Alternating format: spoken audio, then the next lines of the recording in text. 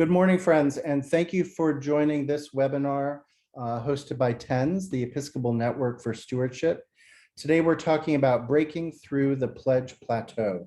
We're going to be looking at some of the experiences that we've learned from our nonprofit brothers and sisters over the past decades on donor fatigue and moves management.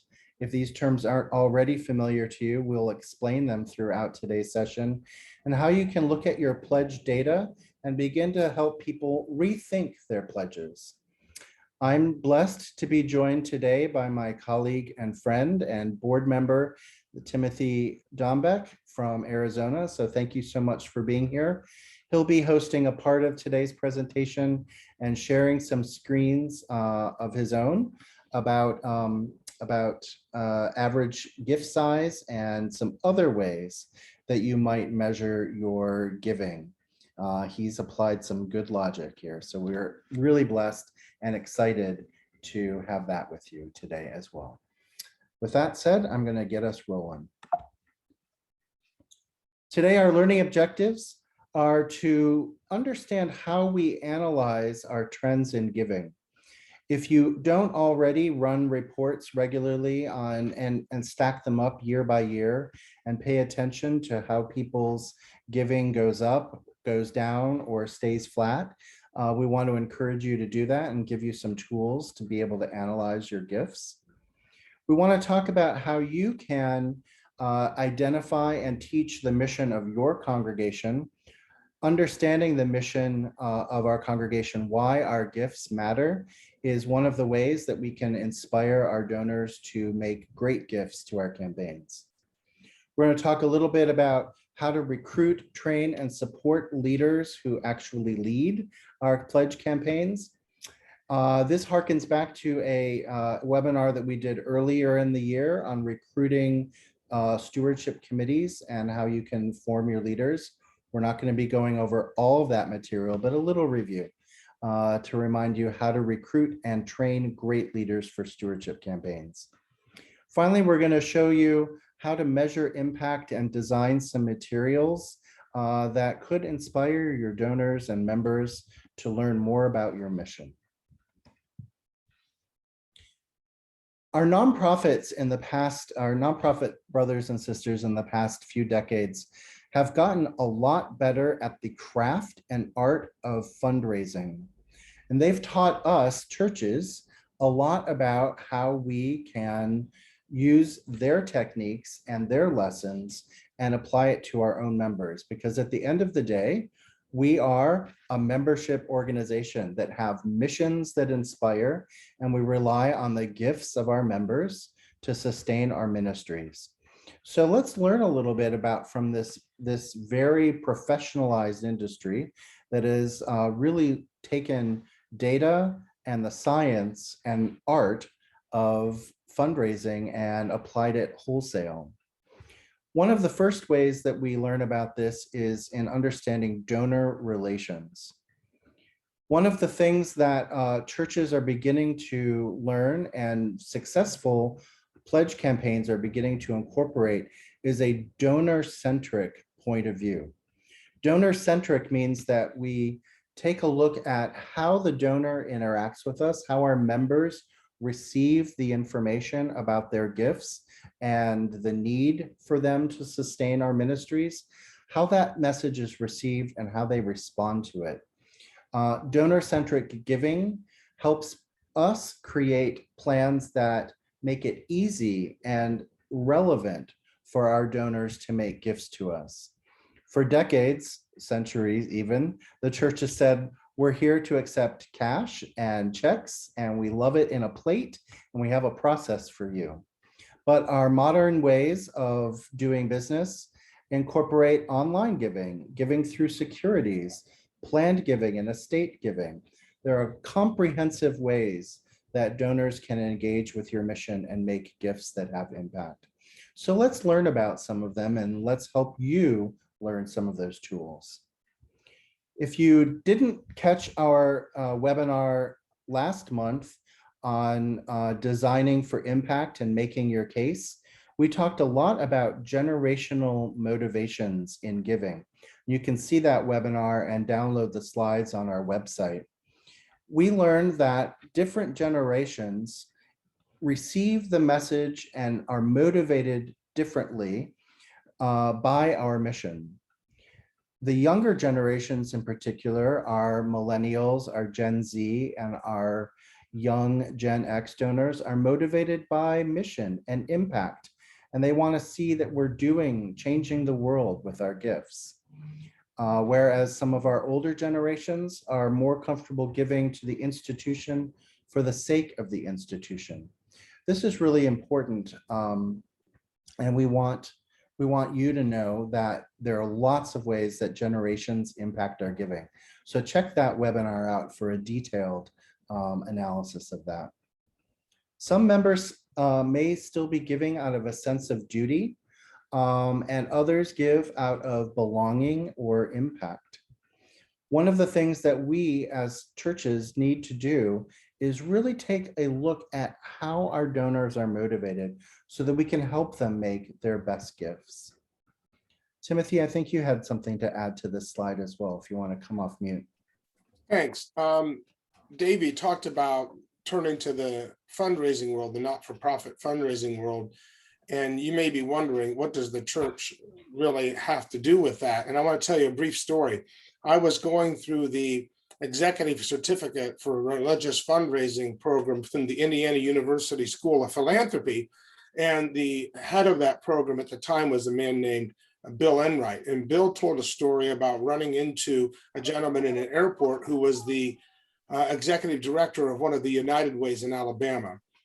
And they were talking about what they did. And when the executive director from Alabama heard that Bill was involved with the Institute, the Lake Institute, he asked him what was that. And he said, well, it's an organization that teaches churches, leaders, clergy and lay leaders, how to use not-for-profit fundraising techniques to help them raise more resources for mission and ministry.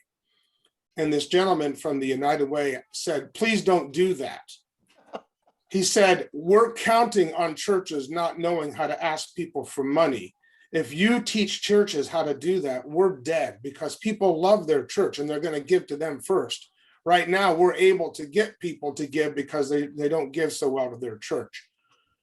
That's a true story. And it just underlines the point that we need to learn this approaches.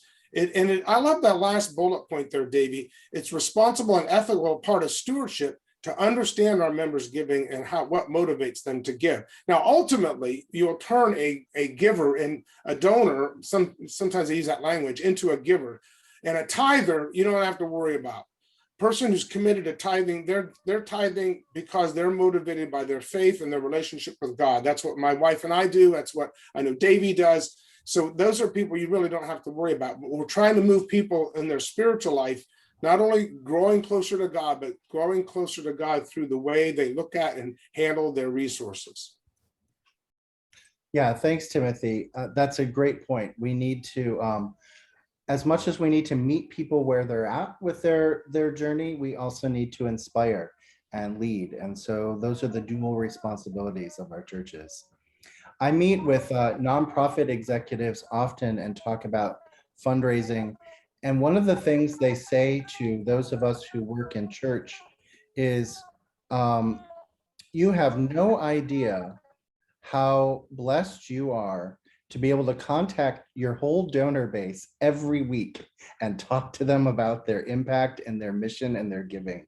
What I would give as an executive director, some of them say, to be able to reach my entire audience every week and be able to share them updates about what we're doing and how they can help and all that. So we have an opportunity in church to really respond to our donors and help them understand how their membership, their discipleship in our ministry is participating in changing the world.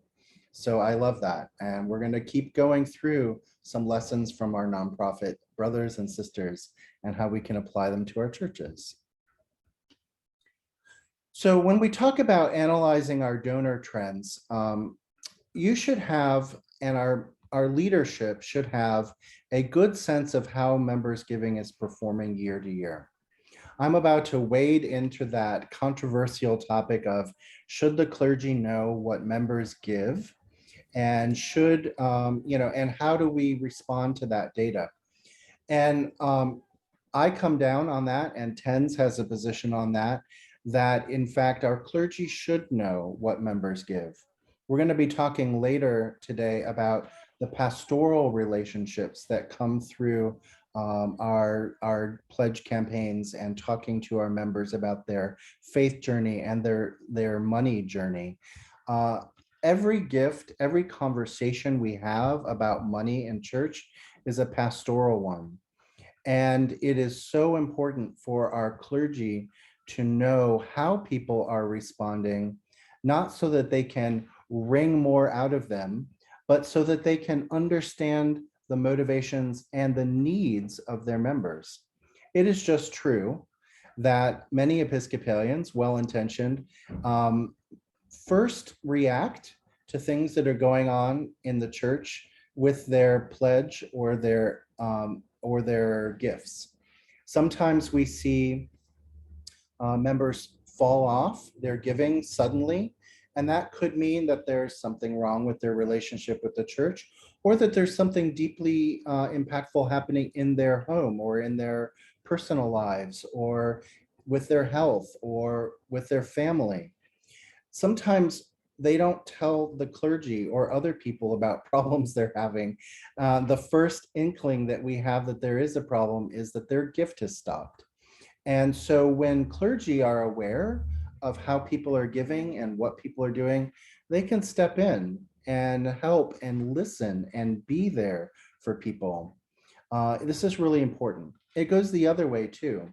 At the beginning of our pledge campaigns, I really like for our stewardship committees to run our list of donors and members past the clergy before we enter into a conversation about giving, because they may know things that we don't know. And we're not asking them to reveal pastoral confidences, but what we are saying is, maybe you could tell us who we shouldn't contact yet, or who should we expect this of, or maybe there's a different way to approach this conversation. What we want is for people to feel supported and not feel guilty or shame about their giving. We want people to know that. So I think our leadership should understand how our donors are giving and how our members are motivated. When you run that report, show a few years, 3 at minimum, 5 is even better, so that you can really analyze how people are giving over time. This number helps us understand, are they responding to our message? Are they not? Or what is their capacity? We're going to be talking a little bit later about capacity and affinity.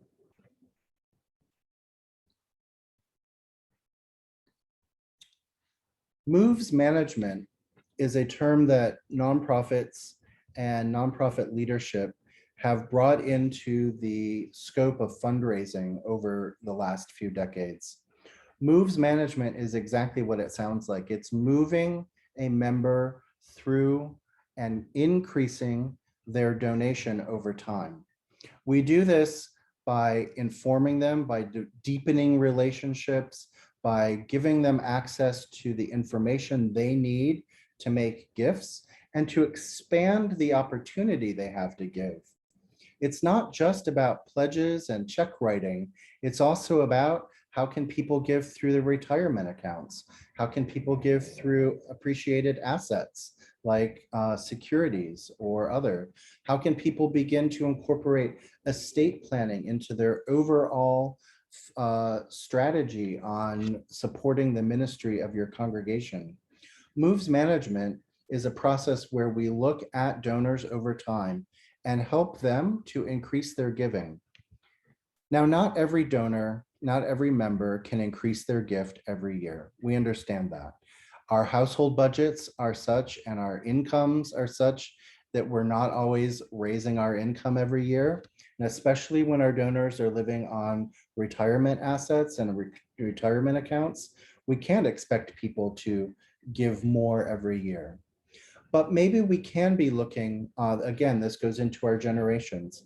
Maybe we can be looking at people who are in their prime earning years, in the middle of their careers, and helping them make decisions about their giving and in giving them the information they need to be able to make their best gift. To do this, we look at these three things: affinity, access, and ability. Affinity is how much does someone understand and relate to your mission? How much do they care about what you're doing and feel committed to supporting it? Access is the relational piece. How close are we to those members? Are we only talking to them at pledge season about their giving, or are we talking to them all year round? Do we understand how they are moving through the church year and their lives and their relationship with the church? Or do we just talk to them a few times a year? Managing pastoral relationships, as any priest can tell you, is a difficult process because there are lots of people and they all come at church from different needs and different abilities. And so a good pastor can't give everyone the same amount of time. Some people need more, other people need different ways of interaction. But what a good pastoral relationship does is go over time and deepen that so that people feel that they have that relationship and that access to our clergy and our church leadership. Which reminds me that it's not just the clergy who lead in our congregations. Our vestries, our stewardship committees, other people who are respected leaders, just by virtue of all the things that we give to our respected church leaders, length of time that they've been a member, or the wisdom that they share, or the love that people have for them. Those are also leaders that can spread out that responsibility of keeping access with all of our members and keeping people feeling close to our mission and to our congregation. And of course, ability is how much a member is able to give. How much disposable income or charitable giving can a person be expected to do? That's their ability. One lesson I've learned from years of running capital campaigns in congregations is that people probably have more to give than they do. One striking example of this is a capital campaign that I ran in a congregation here in the Diocese of California, where members gave 477% of pledge and plate to their capital campaign. So almost 5 times the amount that they were giving to their annual budget, they were giving to a capital campaign. This tells me that perhaps they had more to give in their annual giving than they were, or that they weren't being motivated to give their best gift to their stewardship campaigns. And it took this outstanding effort of a capital campaign to unify them and give them a reason to dig deeper.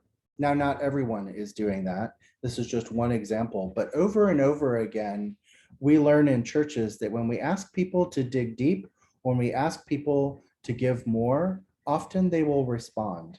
We must ask.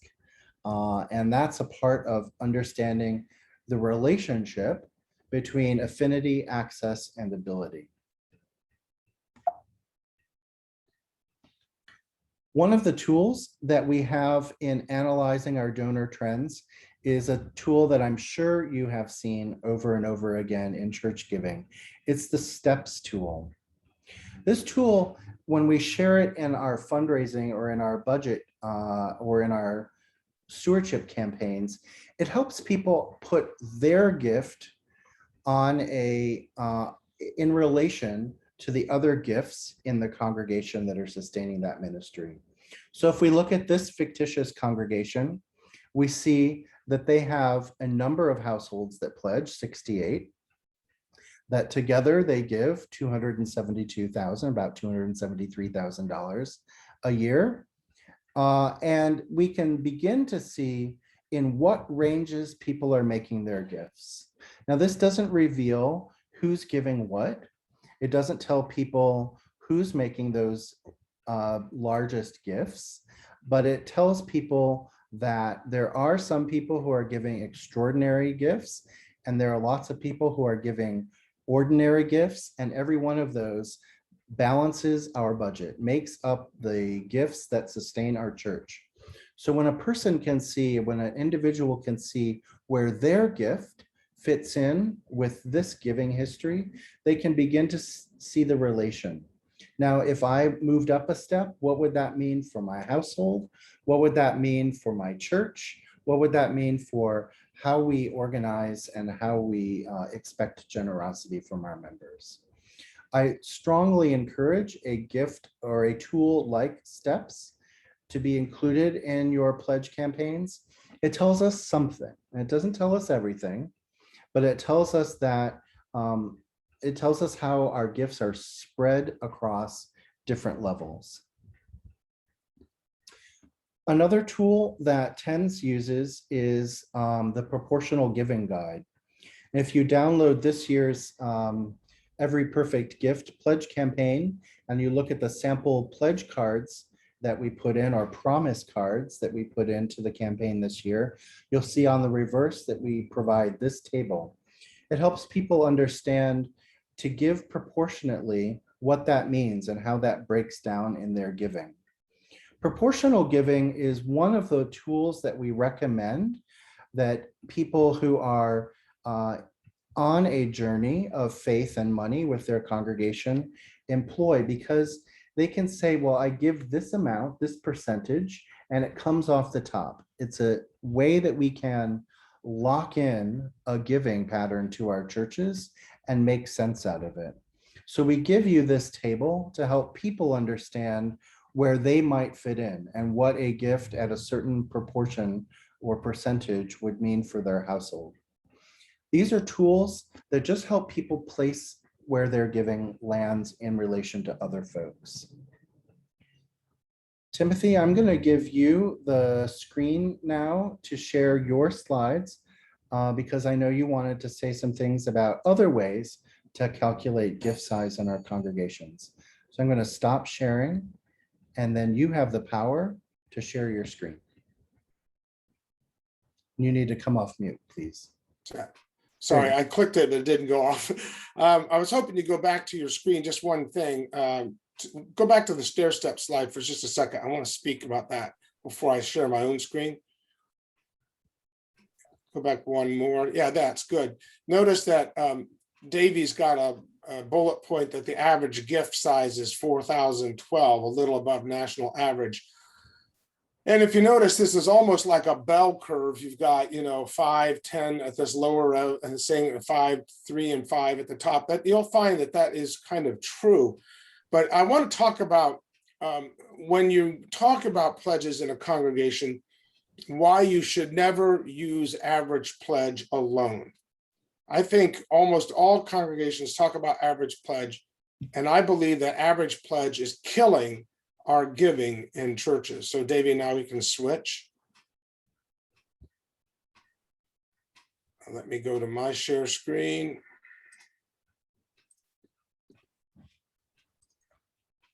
Okay, this is from a presentation I do that I call Stewardship University. And this is from a talk it's called Why, What Gives with Giving. The reason we need to stop talking about average pledge is that it's actually, I think, holding, first of all, it distorts the true giving picture. If you, let's say your average pledge in your congregation is $2,300. And if you look around your church on a given Sunday morning and you think at every household there's giving $2,300, you are sadly mistaken. As you know better, that's just not happening, not even close. It also promotes what I want to term kind of a false minimum. There's a lot of people in your church who could give above that average pledge quite handily. They could write that check to you on the spot. Shoot, there's probably some people in your congregation who could give maybe 3/4 or all of an average pledge on a quarterly basis, or maybe even a monthly basis. It's hard to say. And sometimes that average pledge pledges to the middle that could be bigger, although frankly, on the bottom side of it, people below average, they rationalize often to themselves, that, well, I know there's people giving more than that, so I'm okay. I think what's more helpful is to show giving data of across a wide range of averages. So I'm going to give you some real giving data. This was from 2020. This particular church had 138 households. That's my term for households. And we talk about it at Advent Church. We talk about estimates of giving. Some people in our congregation, which is largely retired, they don't like the term pledge. I've heard this. They don't like the word pledge. It sounds like an obligation that, I don't know why that is, but obviously there's been very little teaching before my time there on what true giving is about. But the average in this congregation is 2159. The median, that's the middle pledge out of the 138, that's the pledges located right in the middle, is 1,550.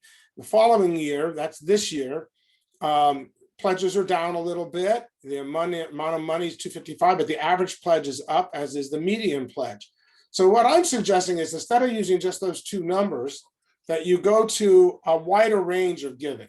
So you take what we're calling the first 20, I'm not using the term top because I think that makes a value judgment. It's just the first 20% of pledgers or estimators, the next 30% of estimators, and then the base 50%. And a lot of people like the idea of the base, that to be part of the base. So here's the statistics for this particular year: 255,000 total. The average is 2320, median 1810 out of 110 estimates of giving. And so what I'm suggesting is, not only do you show the average and median of the entire range of pledging, but you show it through the first 20, next 30, base 50. People do mentally place themselves on the pyramid when they see it. They think, oh, when they start seeing the data, they know what they give, and they begin to compare themselves to that.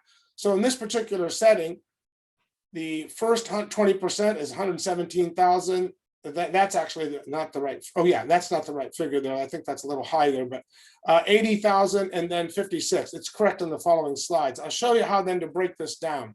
So there's your total. So if you take your first 20% of estimates, then you show that you have 22 households that are totally giving or promising to give 170, almost $118,000. Now look there. There, your average is 5,362 and your median is 4,800 out of those 22. And by the way, if it's an even number like 22, you would take the 11th pledge and the 12th pledge, you add them together, divide by 2, and that becomes your median pledge. It may not actually be a number, but in this case, it actually was. Then your next 30%, I guess I was right, 30% is 83,646. And that pledge is now dropped down to 2,444, and the median is 2,400. Also notice this, out of the giving, the first 20% are giving 46% of the total money pledged. The next 30% of households, 33%. Right there, your top 50% of givers in the congregation, or your first 50% of pledgers, are giving 80% of the money. See, so this is why an average pledge by itself, clearly half of the congregation is pledging way below that. In fact, here you go. The base 50%, 53,000, 21% of the money. The average there is only 1,028. The median is 1,080. Now, something else you could do is do 20, 30, 30, 20.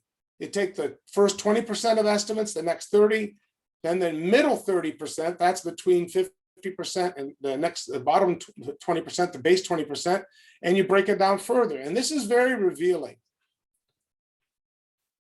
Again, these are figures you're already seeing. Your first 20% is 118,000. These are the same. The next 30%, 83,000. And then you have your middle 30%. And these are 33 households again, 42,480. That's the figure I thought it was belonging up there. But look at that. Now your average dropped to 1,322. Median is 12. And then your next set aside, your next range, 22 households, same number here, 22 households, these 11,060 for an average of 586 or 560.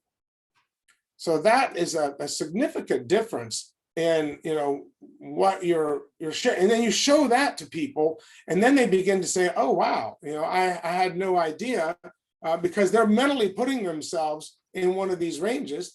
And sometimes people who think what they're giving is very generous turns out to be not so. I think, I know for a fact, you will have members of your congregation that'll be surprised and almost shocked that there are people giving that generously, $5,300. You may even have instances where some of those pledges are enormous. I know of a church I worked with in another diocese in the South, and they had a giver who annually gave $40,000. And so that dragged their average pledge up quite high, but it was not a true picture of pledging. So when you break it down like this, then all of a sudden you see, oh, wow, look at that. I also talked to the priest in that congregation and said, you've got to ask this person, if they can afford a $40,000 pledge, you've got to ask this person to maybe endow that pledge, which would take approximately $2 million, because without that pledge, if they died and stopped that pledge overnight, that congregation would be in serious financial trouble. That's just an enormous hit to take if they don't have the people willing to step up and give to replace that. And that's something else that we can talk about later down the road. But I hope that this is insightful to you, because I think when you share that data with your congregation, that begins to present the question. So what is it that you're asking yourself when you fill out your form, your estimate of giving, your pledge? Are you just doing your fair share, or are you giving what God is calling you to give? And I think those are the conversations we talked about earlier, about making this a spiritual thing, not just a giving thing, but it's actually a part of our discipleship. Because of all the spiritual habits and practices we can develop in our life, generosity is a spiritual gift. It's a spiritual practice. And when we're generous with God's gifts back to the church first, you see amazing things happen in the lives of those persons who are giving, and in the lives of the organizations that receive those gifts. Any questions on that from anybody?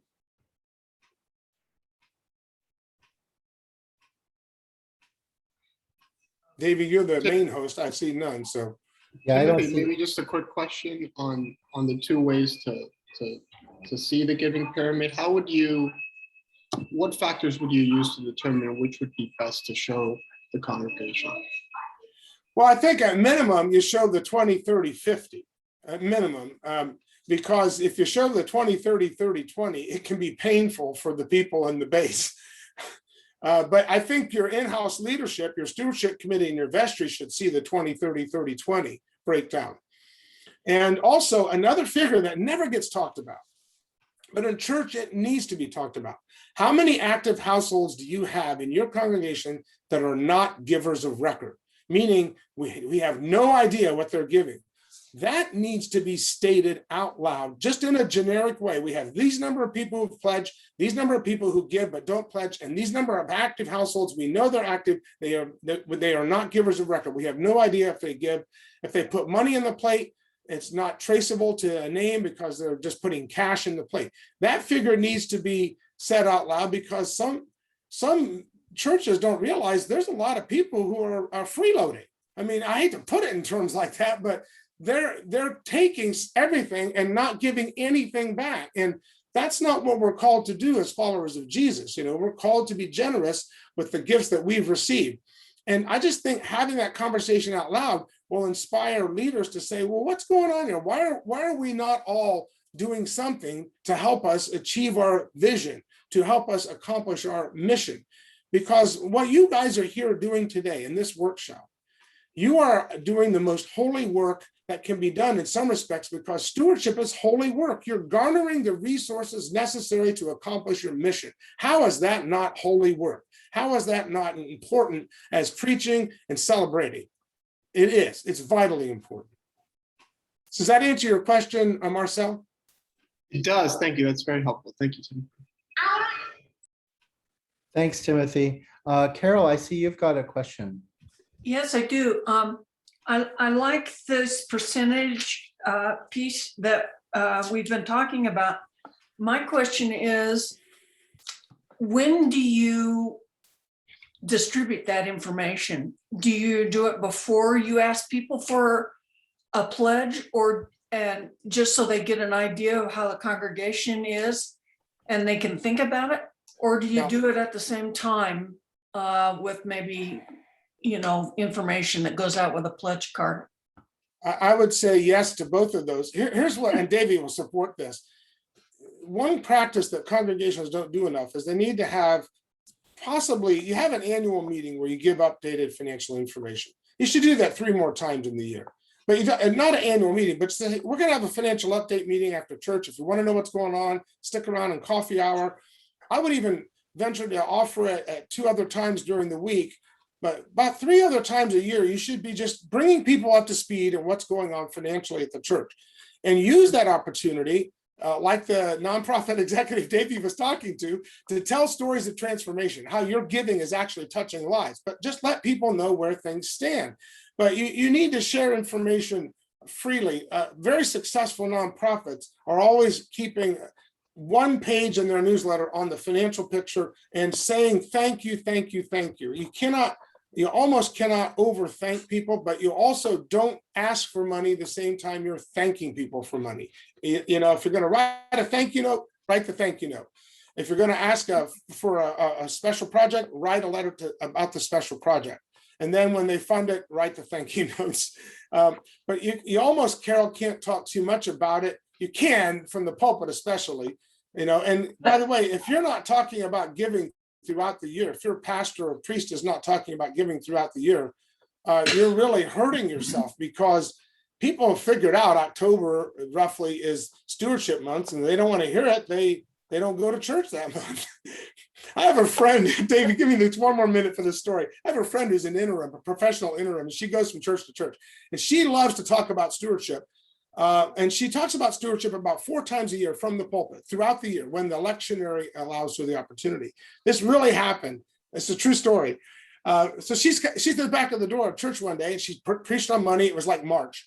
And this guy comes out really angry and looking at her, said, "I'm never coming back to this church. Every time I'm here, you seem to be talking about money."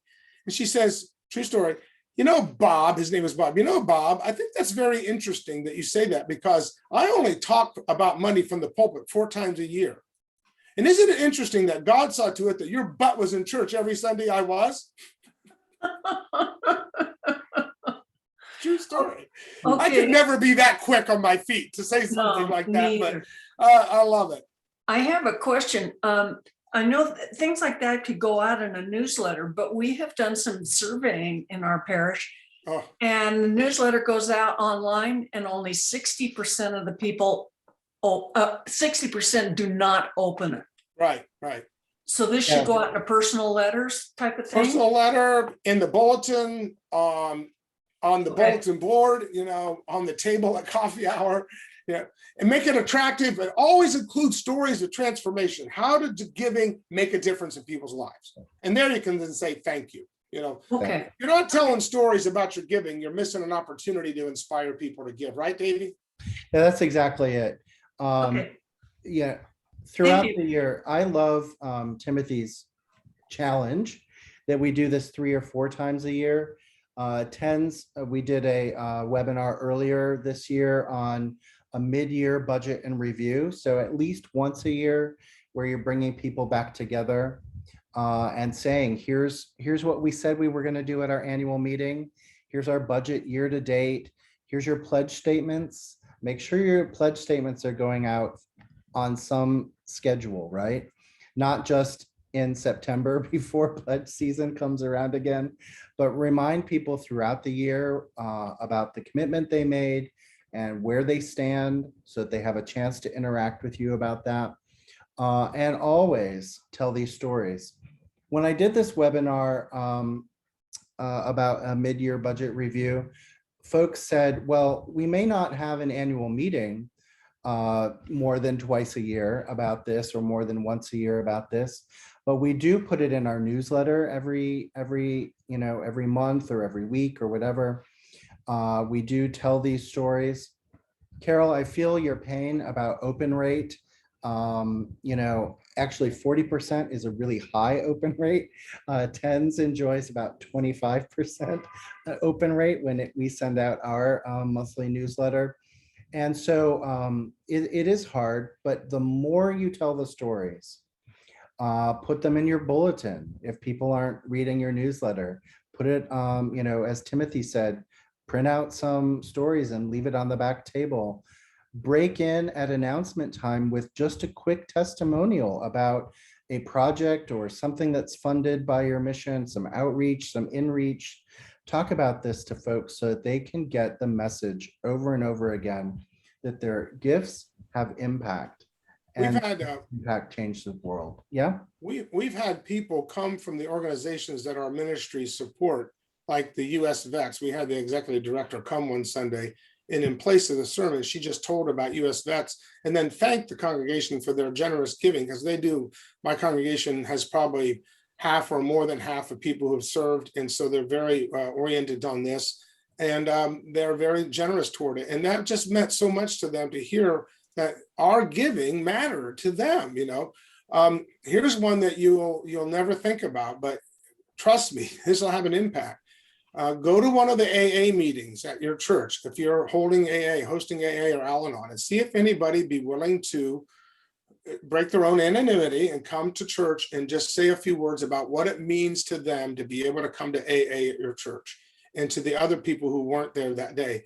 I had a guy do this at my church, and every eye was just moist when he got done with his testimony, because he basically started off saying, if it weren't for this church, I wouldn't be alive because of the AA meetings I go to 3 times a week here. And that makes a difference. People think of AA as a nuisance. That's life-saving work, and your giving directly provides that. And they need to know that by giving to the church and us hosting AA, we're saving lives from alcoholism. That's just real. Yeah, thank you, Timothy. I really appreciate that. And thank you all for your questions. One of the statistics, Timothy, in your pyramid that really struck me is that in our nonprofits, we're seeing that 90% of the support comes from the top 10% of giving, right? And that's different in churches, where it's spread a little bit more evenly throughout the pyramid. And that's where churches are different. People make gifts at all sizes that impact our budgets, and we're a little different from many nonprofits, where they get almost all of their funding from those very top gifts. And our churches don't have a whole lot of million+ donors that nonprofits do, but those gifts in that pyramid break down and help us understand how our budgets are put together. Suzanne puts into the chat that as a treasurer, she includes a quarterly letter with the pledge statement, and also to all church members. It's a financial thank you and an update of what's going on in church. And Suzanne, I think that is exactly the right thing. A great strategy to employ in your congregation. I'm so glad that they have you as treasurer. Good job. Thank you. All right, I'm going to move on with our presentation. We're going to have another chance to ask and answer questions in a bit, but I want to keep us moving. We've got some more content to share with you. Mm-hmm.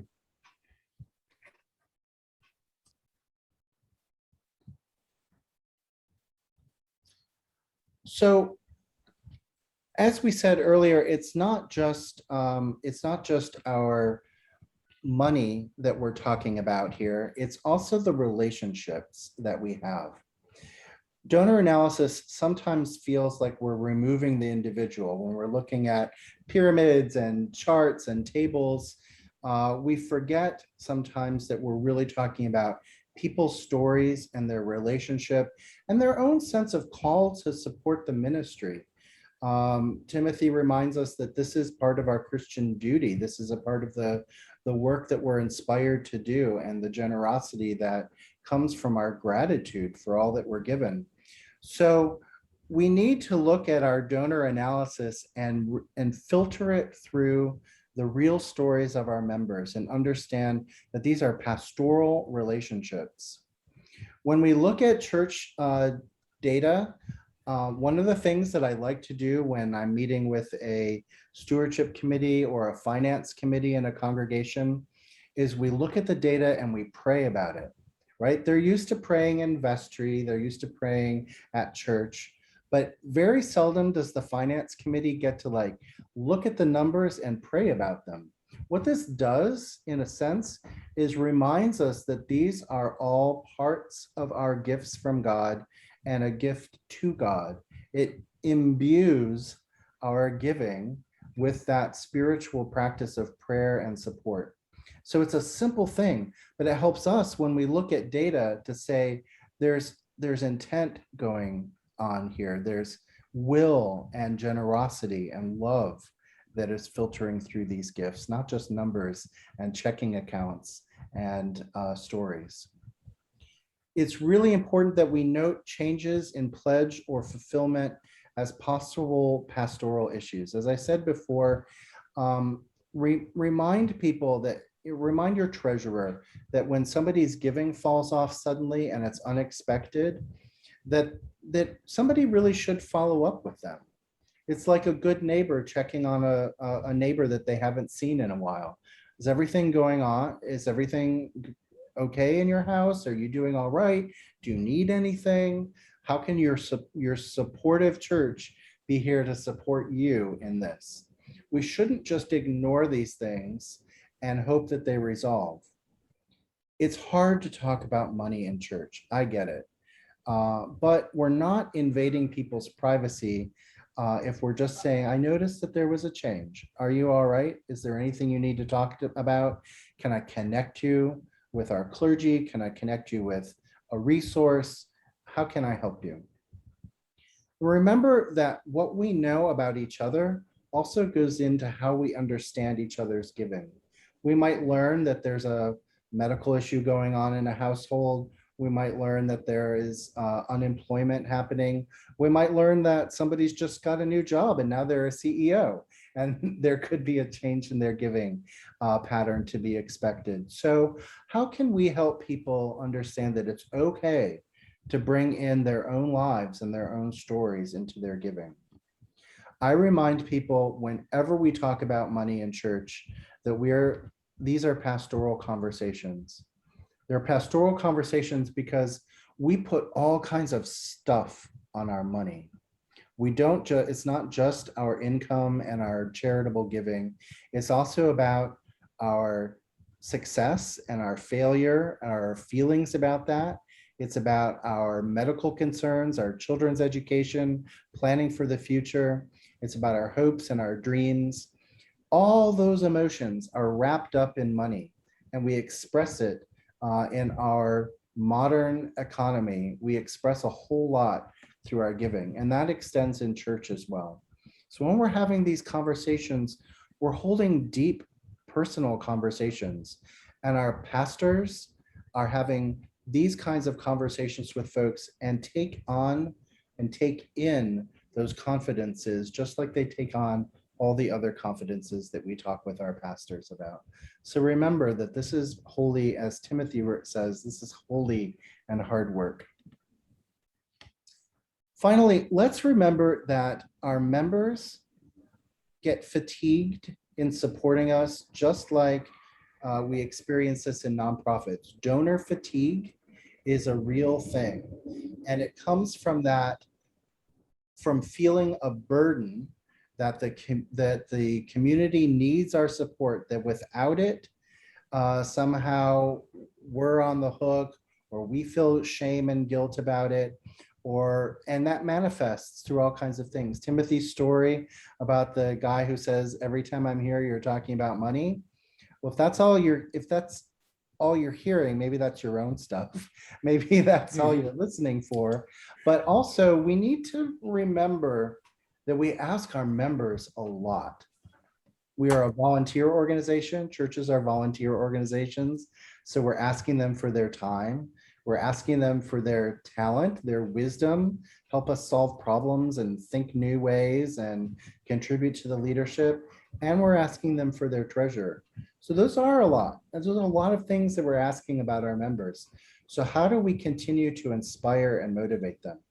Timothy, you've got a question. Yeah, I do. Well, it's not a question. It's just that this is true, but not for tithers.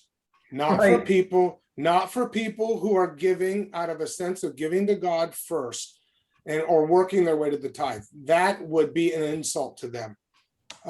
Because that is the thing they give to first and foremost. They would never get tired. People never get tired of giving generously when they know they're doing it to God. In fact, it's the best kind of giver to cultivate. I hate that term, cultivate. It's the best kind of giver to grow in your spiritual walk, because people who tithe never are donor fatigued. They're donor fatigued with other organizations, but the church is a given. It's the first check they write every month or every 2 weeks, and they don't think anything of other than joy in doing it. So while there are donor fatigue situations, those are people who have not yet become generous givers because giving is a discipleship move for them instead of just a donation move. That's the difference between being a donor and being a giver. A donor is somebody who's donating to organizations. I get that. The term is donor fatigue. But a person who's giving to God out of a sense of their spiritual growth, out of the sense of their spiritual practice, they never get tired of that. It's absolutely non-existent. There's joy that comes from giving that generously. Thank you. That is absolutely golden. And that's the advantage the church has, by the way, over nonprofits. Right. We can actually develop those kind of givers, and then the church is just doing fine because those givers never get fatigued. I'm sorry, David. I just wanted to share that. I love it. Thank you for reminding us that there are lots of ways people are motivated. So how do we begin to address donor fatigue, or how do we help people who are feeling stagnant in their giving? One of the ways is that let's remind our folks of what our mission is.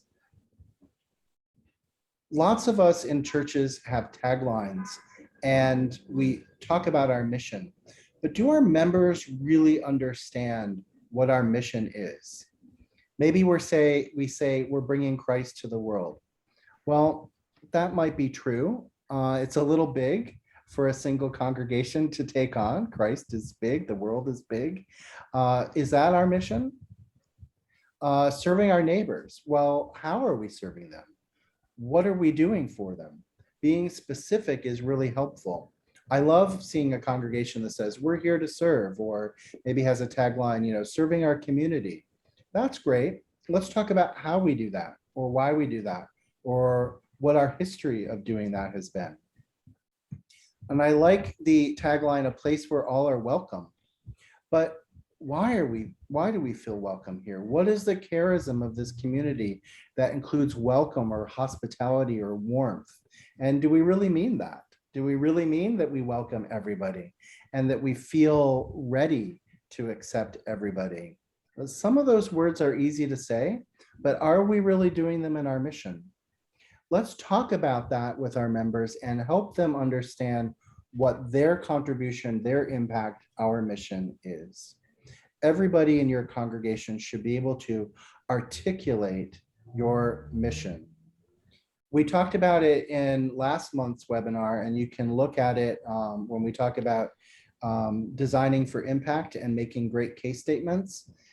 That elevator pitch, if you had 11 seconds with someone to tell them why you're a member of your church and what your church is doing for the world, every member should have some point, some frame of reference, some story that they would want to tell about how that how they are led to be a member of that community.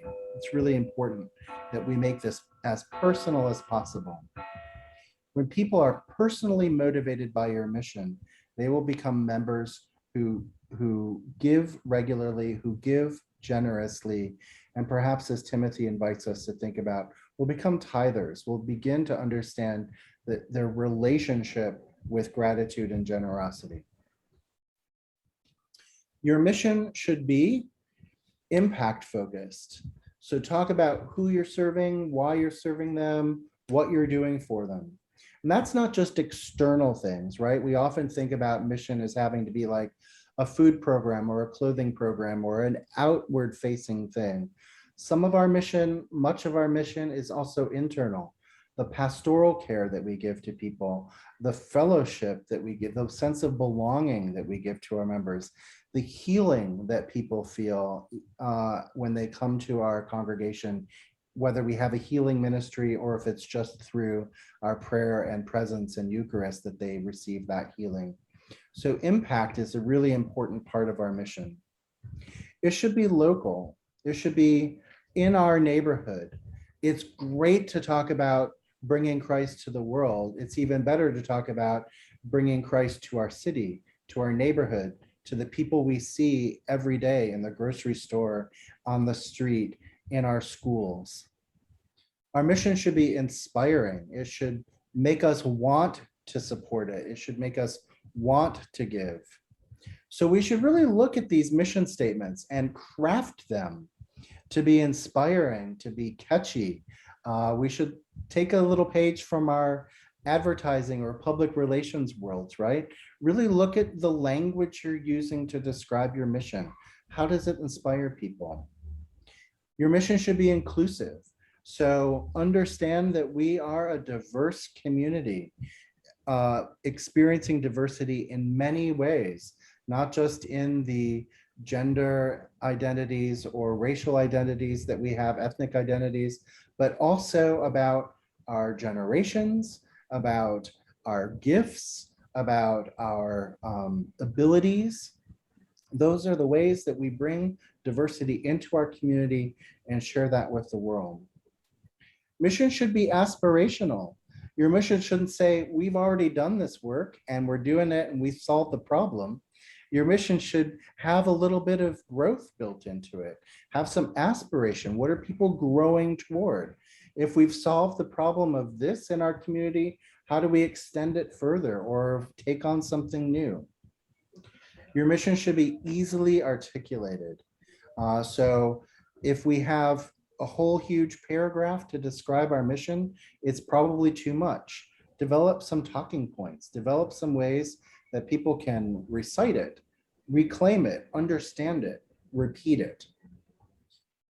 In that vein, your mission should be teachable. So you can talk about it in your newsletter, from the pulpit, at the announcement. Your mission should always be something that people are hearing about and understanding and able to ingest. Read, mark, learn, and inwardly digest, right? It should be accessible. So your mission should be able to be understood. Some of our mission statements get really lofty, big and theoretical. Well, make it practical, make it something that people can say, I can be a part of this. My gift can contribute toward this. If it feels inaccessible, if we're trying to solve hunger for our entire community or solve homelessness, that's a really hard goal for people to feel that their gift can access. If we're saying we're doing our piece, or as Joan Chichester reminds us, we plant our garden row by row and inch by inch. We do this work locally and in an accessible way, in ways that we can impact it. Finally, your mission should be revisited from time to time. So take a look at that mission statement that you created. When was the last time you looked at it? When was the last time your members were able to weigh in on it? When was the last time you thought about changing it? Has your neighborhood changed? Has your neighborhood changed since you created that? Has your congregation changed since you created your mission statement? Take a look at it from time to time. When your members know your mission, they can tell others, they can be evangelists and ambassadors for your mission. They can support it through their giving and through their testimony. They can pray for its realization. They can take that home and they can bring it to God in prayer, and bring it to their families and talk about it. They can advocate for it. They can go to school board meetings and city council meetings and other civic organizations, and they can bring what your church is doing to those different communities and say, here's how we can advocate for our mission. We need wider support to enact this. We believe in it. They can have input into the process as well, right? When we buy in, we also share our ideas about the mission. And when we have vestries that listen, that take in to account the needs of our members and are actively saying, what are your concerns that I can bring to our next vestry meeting? How does the mission impact you? Would you have ideas about the mission that we can bring to our leadership, that we can discuss and help us all better and understand? And of course, your mission, when members know it, they can support it. They can support it with their gifts of time, talent, and direction. We can pull in the same direction. Don't assume that your members know what your mission is. So it may be listed on your website. Your members may not ever go to your website, right? They know how to get to your church. They know when the service time is. They may not be looking at it. So remind people at every available opportunity what your mission is, what growth goals you have, what long-term plans you have, where are you going with your church and your community, what new programs do you want to create. Teach and preach about your mission as often as you can. Tell these stories, these testimonials, bring them in, not just at the pledge campaign, but all year round. Tell stories of what you're doing and ask people to support it. Communicate always, communicate frequently about your mission. Are your leaders leading? One of the most significant reasons that members don't donate is because their leaders don't inspire them. They don't ask more of them. I know it's hard as pastors and as congregation leaders to ask our members to do even more because they're doing so much. But sometimes we need to put that out there. We need to let them know what we need so that they can have an opportunity to respond to it. If we don't ask, they can't possibly know how to impact and how to give, right? So we need to give them that opportunity. Your stewardship team is not your fundraising committee, right? So they inspire us, but we can't just pin it on these lovely volunteers and say, they'll make our goal this year. They'll get the job done. We are all doing this work together, and we need to help them, prepare them. We're going to talk in a couple of really quick slides about reminding how to recruit leaders that lead. We need to support them and we need to listen to them. We need to help our stewardship committees delegate the responsibility of raising our budget to all of us through our gifts, through our intentions. When we are aligned in our program and our giving and our mission, everything comes into place. This is a really important step because sometimes we have ministries that are legacy ministries that don't seem to really resonate anymore with our congregation. Maybe somebody's really passionate about it, but it's not in alignment with the way our church is going. That's not to say we should cut off ministries. If they're supported, and that's wonderful.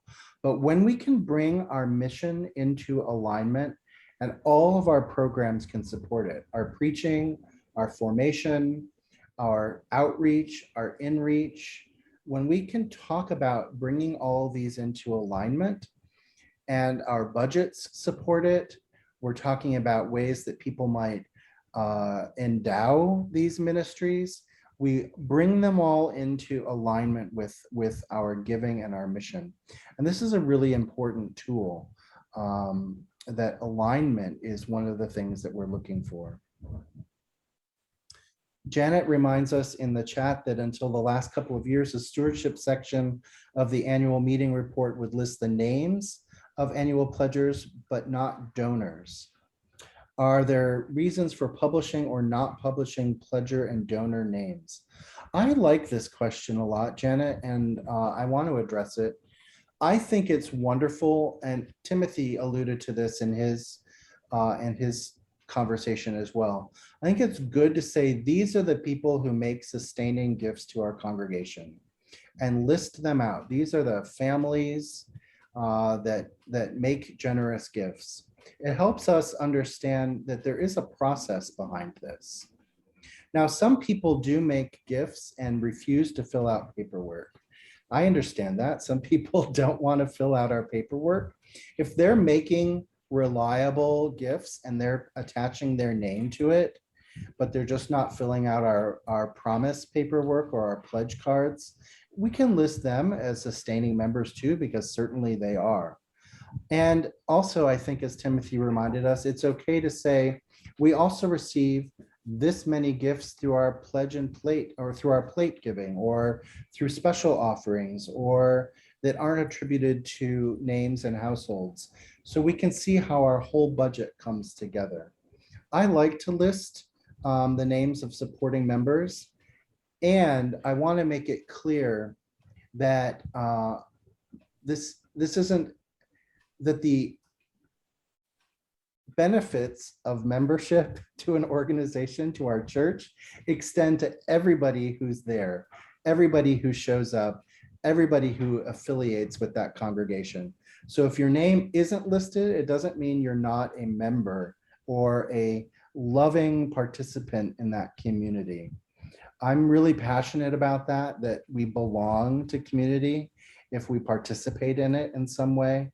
And so whether our name is listed or not doesn't give us special rights, but what it does do is say, these are the households that, that are supporting us.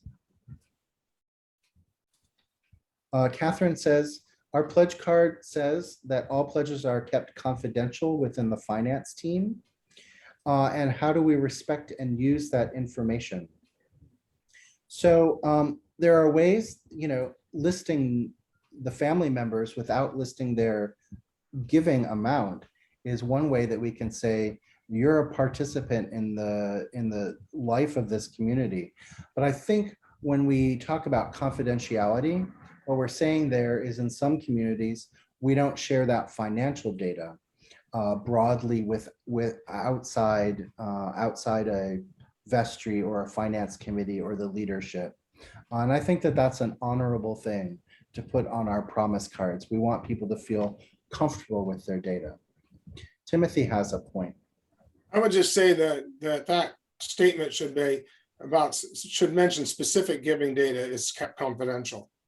But names may be, we may just, like the stair step thing too, that Davey showed, is a great way to talk about the ranges of giving is in the household, numbers of households, but you wouldn't put the names in the households by the steps. The best way to list the households is alphabetically.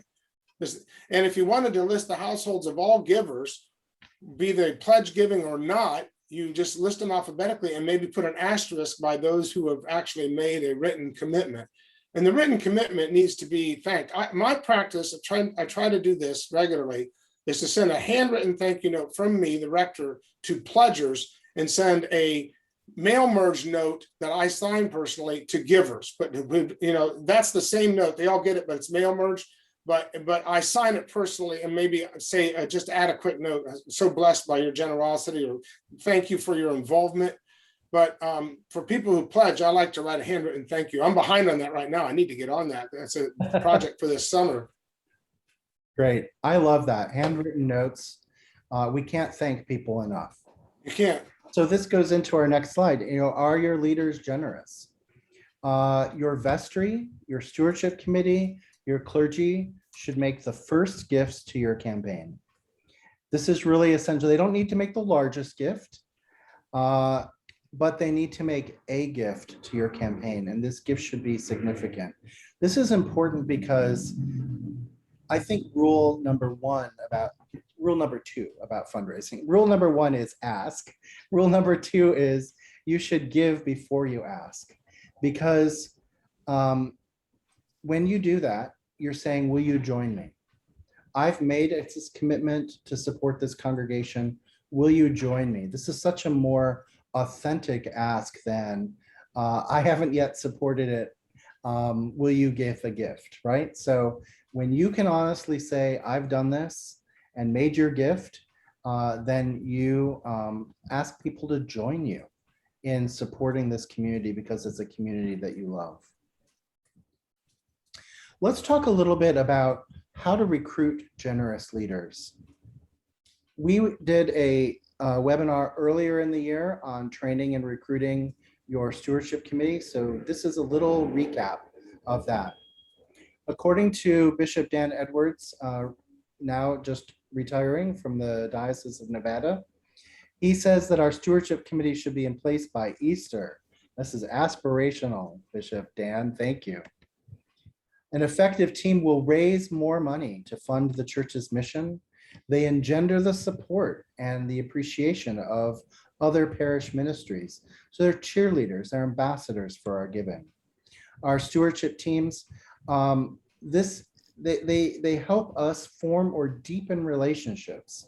This goes back to that pastoral idea that we are all in relationship with each other. And they teach or they spread a spirituality of grateful generosity. They're inspiring to our members. We should recruit members of our stewardship committee that believe in these things, that belong to these categories. You're people who know people who are involved in the congregation, that represent our congregation in terms of all of its diversity. People who love your congregation, these should be on your stewardship committee. People who have been longtime members, who have demonstrated that they love the mission. Maybe they're the first to volunteer or the first to have a story to tell. These people are great on your stewardship committee because they get it. They're willing to share the story. People who have a heart for stewardship. So one of the things that I resist is when churches say, every member of our vestry is a member of the stewardship committee. Well, that's nice, maybe, but we're not all called to the ministry of fundraising. It's hard work. Those of us who are called, perhaps those of us who show up on a Saturday morning to talk about it, feel a way about this and we feel called to do this. But not everybody's comfortable talking about money in church. We shouldn't force the issue.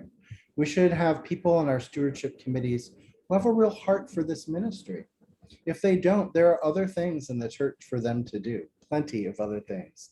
So please make sure that the people you ask to be a part of this committee feel comfortable. Now, that's not to say we can't help them improve how they ask for money or talk about money, or make have formation opportunities for people to learn more about their own skill in this, but we shouldn't force it on folks. Not everybody's a born fundraiser.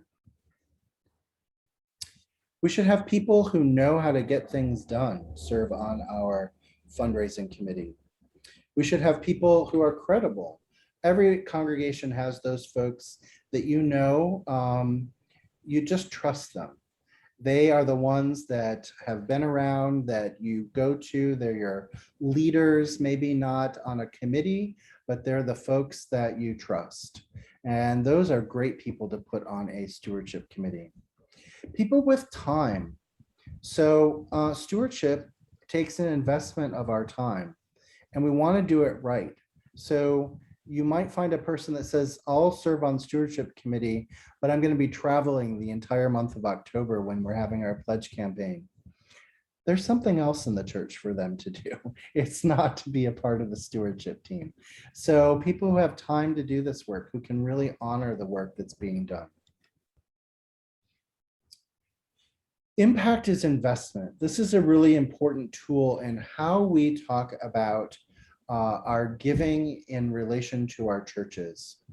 We can't just expect people any longer to give because the institution asks. Our younger generations in particular are reminding us that we need to have impact in the world. We need to show and talk about and demonstrate that we are changing the world internally and externally, changing hearts and minds, changing the world at large, doing the work. We're investing in impact, not in institution any longer. And this is a really important distinction as younger members become more active in their giving. They're going to change the church. Let's be ready for this. They are bringing that Gen Z spirit of impact giving into our communities. This is a really important thing.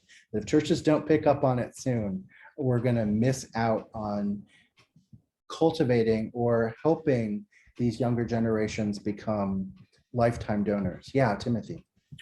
In the chat a minute ago, Carol had a question about the fact that 90% of every pledge dollar goes to buildings and grounds and salaries. And this is germane to your conversation, Davey, because in the way we function as an Episcopal church, the people who we have doing things, the priests, the musicians, the parish staff, the sexton even, they are all part of a mission that works primarily in transforming the lives of its members and sends them out into the world to touch the lives of others. So unlike some nonprofits that have more of an impact out in the world with a few number of people, we have an impact on, you remember the comment Davey made about the fact that we get to see all of our givers week by week. Well, they're also there to be transformed by the preaching, by the Christian formation, by the music, by encountering God in each other in scripture and Eucharist. That's how the church differs from your standard nonprofit. I like to say that the church is not a charity. Thank God for tax reasons it's viewed that way, but it's not just a charity. It's the body of Christ. And so when we give to a congregation, we are funding the body of Christ to be this life-transforming organization that sends transformed individuals, baptized persons who live by the baptismal covenant into the world. And that is the story that has to be told. His impact slide is correct. So you have to tell the story about how the church impacts the lives of its members, who in turn impact lives in the community, and come back and say, wow, that church is amazing.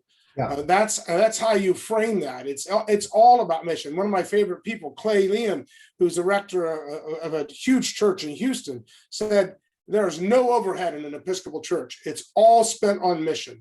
Every dollar has a mission purpose. One of the tools that TENS has developed is how to create a narrative budget. You can download it in our resource library, and it guides you through how to take your Excel spreadsheet budget and turn it into a narrative budget. A narrative budget spreads fixed costs like building and grounds and utilities and salaries into mission areas. And so what you end up talking about is we have a children's program, an outreach program, sacramental life, our community life, our fellowship. These are all silos or buckets of ministry, and we spread our fixed costs into them so that you're not just looking at 90% of our budget goes towards overhead. You're saying that every dollar that we raise and every dollar we spend has a missional purpose. And this is a way of reframing that line item budget and helping people see that every dollar has a purpose, and that purpose is mission. I love it. Thank you. Please download this tool. It's a great tool and it's free to you, and it's in our resource library. I'm going to move quickly through a couple more slides, and then I'm going to bring us back together, make sure we have time for last questions. When we measure impact, talk about all the ways that our ministries impact people. Timothy reminded us earlier that don't just focus on some numbers like average gift size. Look at attendance, and not just average Sunday attendance, but who's in your building, who's joining you online. Look at those click-through rates on your newsletters. These are all ways that we can tell how people are enrolling in our mission and enacting with us in our mission. We sometimes need to take a look at our approach and realize that perhaps the way we're communicating, talking about our mission, reaching out to our donors and members isn't working. If they're not responding, if we're getting sort of a blah response to our asks, it might not be them, it might be us. And it might mean that we need to change the way we talk about our mission.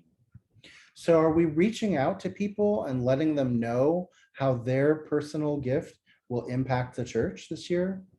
Are we sending last year's letter, change the date in our pledge campaign? Or are we doing something new, talking about the challenges or the life of the community today or this year or now? Are we using the same approach? that we used last year. So there are lots of stewardship approaches out there, from contacting every member to sending out letters and pledge cards to having cottage meetings or small groups, to doing new consecration Sunday or other stewardship ideas out there. If you're using the same model year after year, it starts to get stale. People expect it. So switch it up. Give them a new way of thinking about it. Give them a new model, and switch it up so that it's not the same stewardship program. Maybe your campaign materials are boring. Have you ever thought of that? Are they telling the story of your mission? Are they bringing in impactful stories? Are they exciting to read? Are the pictures on your brochure kids who were in Sunday school and are now at college? Maybe it's time to look at your brochures and your pictures and your images and make certain that they are focused on who you are today and what you're doing in the world. I love this challenge and I give it to all of you.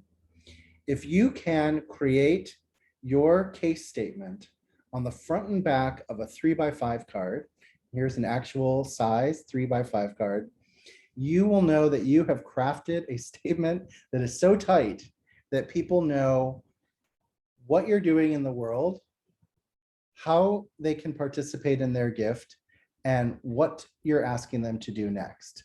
Now, I'm not suggesting this be your only stewardship tool, but this is a great way to say, if you can get your message this tight and this direct, you can help people understand exactly how their gift impacts your work in the world.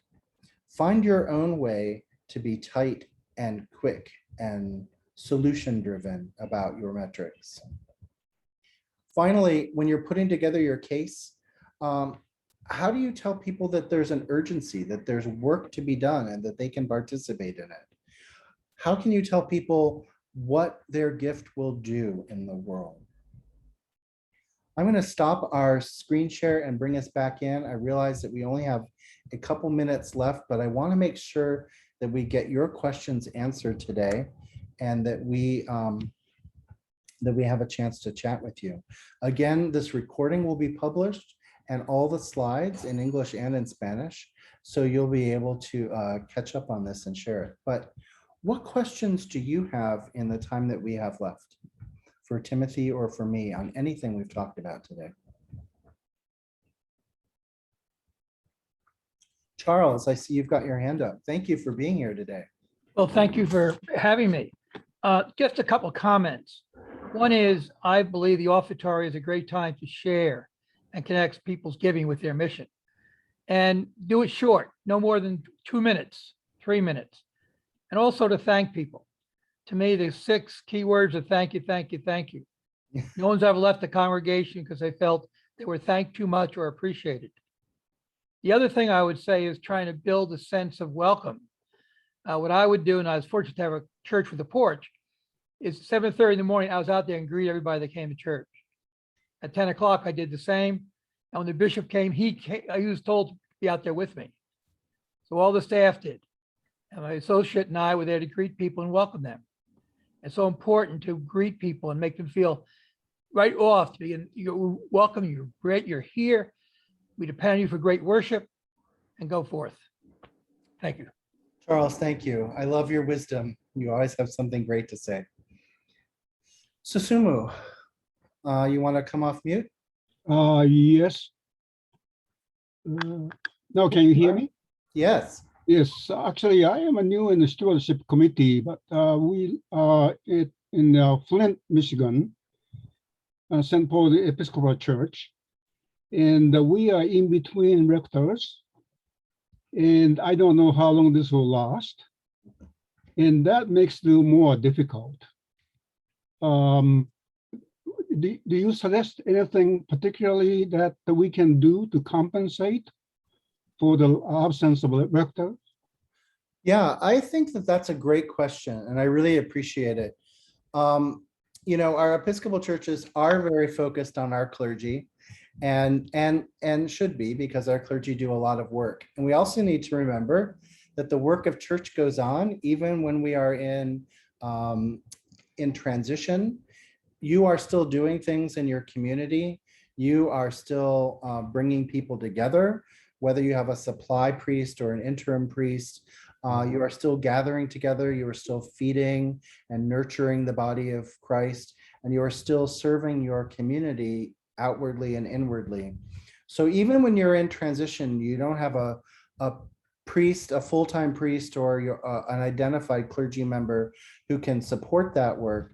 You, the body of Christ, you, the people gathered in that community, can certainly talk about the continuity of ministry that happens even when you don't have leadership in place, because you have lay leaders and you have support from your congregation. So that's really important. The other thing really, and I know this happens when there's a clergy transition, some people leave, or some people leave for a while because they think it's going to be messy or confusing at church. And we need to remind people that the church doesn't go away when it's in transition. It still needs our support. Right. So this is an opportunity to ask people, please keep make your gift. We need your support.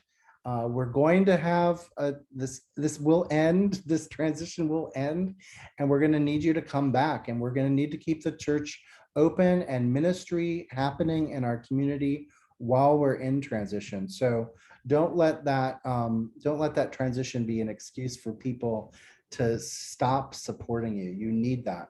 But I really appreciate your question. We hear it a lot. That's very encouraging words. Thank you.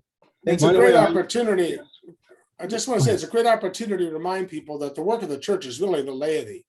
It's really on them to keep things going anyway, even when there are priests and clergy. Clergy can only do so much.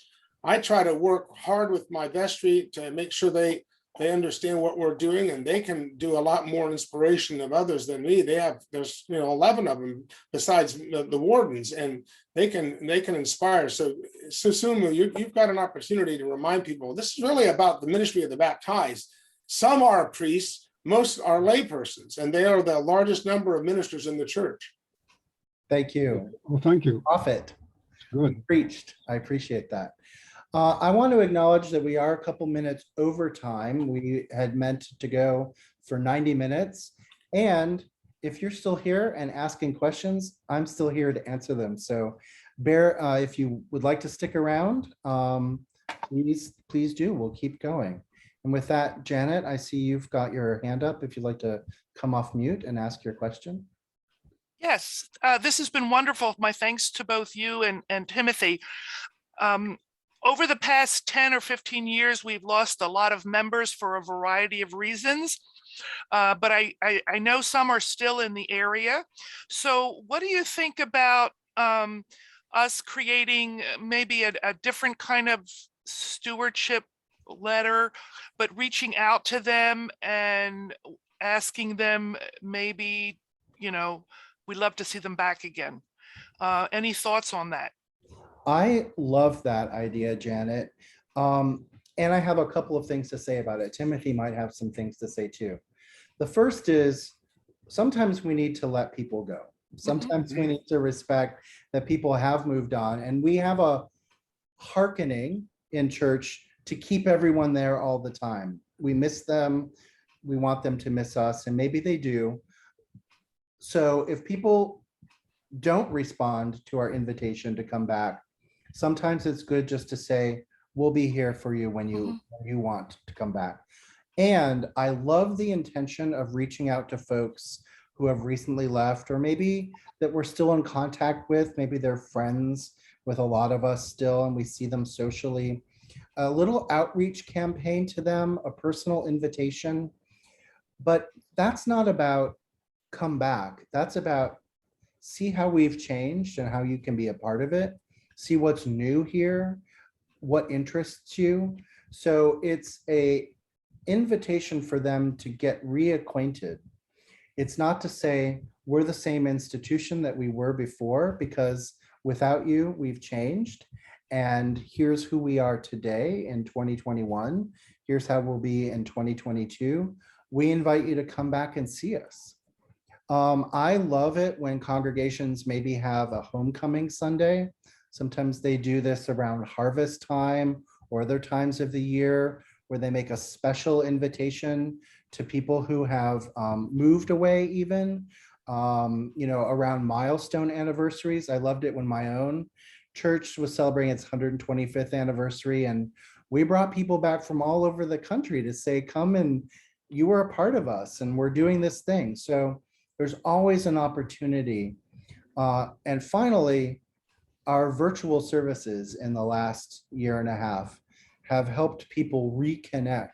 If you're seeing people on Facebook Live or on Zoom who are coming back into your congregation, or maybe they wouldn't come in on a Sunday, but they're willing to click through and see what you're doing, these people are now open to be brought back into your community. I love that question. And a little outreach to them is really important. Wouldn't ask them for their gift before they get to know who you are again. So your invitation is really, come learn about our ministry, come see how you can support it, come learn about how you can be involved. I wouldn't just send them a pledge card. I love it. Any other questions? Denise asks for some tips on running a campaign via Zoom.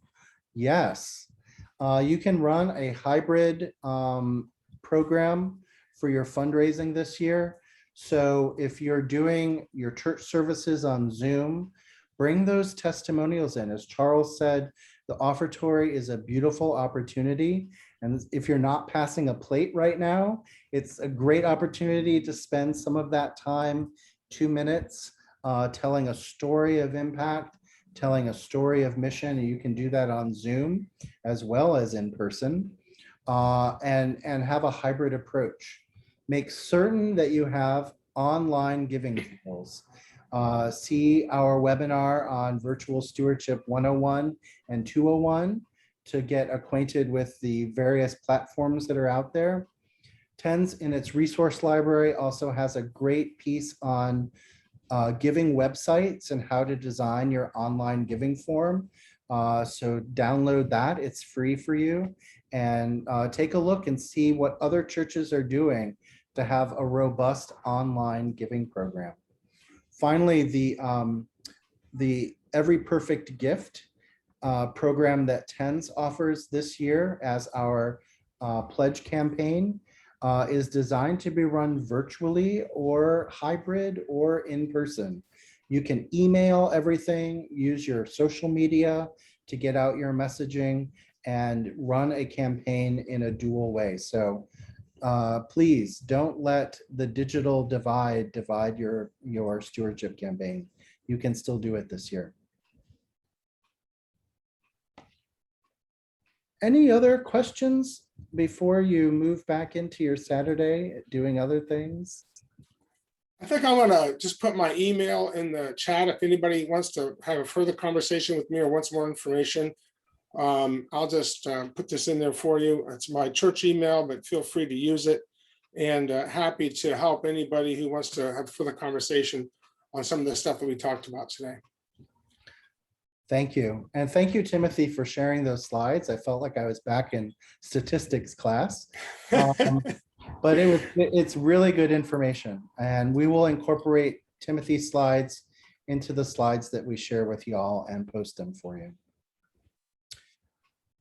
Thank you so much, friends. I really look forward to seeing you hopefully on September 11th at 9 a.m. Pacific to talk about Ready, Set, Go, launch your campaign, and answer any last questions you have to get you ready for your fall pledge campaigns. We'll talk about how to use the TENS materials specifically online and traditionally, and how you can make sure that your pledge campaign is ready to go. I'll send you all an email later today after all of this is uploaded on our website so that you can access the video and the slides. I really appreciate your questions. You brought so much life to today's webinar. So thank you so much. Timothy, thank you for joining me. No Really problem. Thank you. As always. All right, friends. See you soon. Thank you very much. Bye.